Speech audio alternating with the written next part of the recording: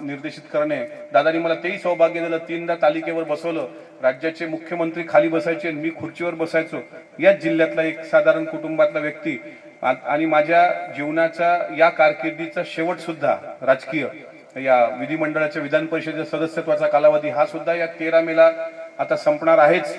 पण मला वाईट असं वाटतं की दरवर्षी अजितदादा असायचे, आम्ही पहिल्या दिवशी त्यांना गुरुजी गेटवर घ्यायला जात होतो, सगळे येत होतो, राज्यपालाचं अभिभाषण झाल्यानंतर बुके देऊन दादाला म्हणायचो की दादा हे बजेटचं अधिवेशन आहे, आर्थिक पाहणी अहवाल आम्हाला वाचायला मिळावा।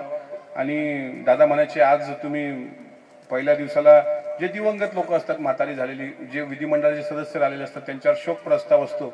आणि माझ्या जीवनातला दुर्दैव पहा की आज शिवजयंतीला त्यांना इथे आदरांजली वाहावी लागली आणि उद्याच्या पहिल्या दिवशी त्यांच्याच नावाचा शोक प्रस्ताव येत असताना मी त्या सभागृहात असेल तर माझ्यासारखा कमनशिबी आणि माझ्यासारखा दुर्दैवी व्यक्ती मला तरी वाटते कोणी नसेल। कारण ज्या दिवशी आमदारकी भेटली त्या दिवशी ती आमदारकी आणि त्याचा आनंद व्यक्त करायला माझे वडील नव्हते, कारण ते 2018ला वारले होते। ते जर जिवंत असते त्यांना खूप आनंद झाला असता की आपण शेण काढणारी माणसं लोकांकडची, आपलं पोरगा आमदार झालं याचा लय आनंद झाला असता।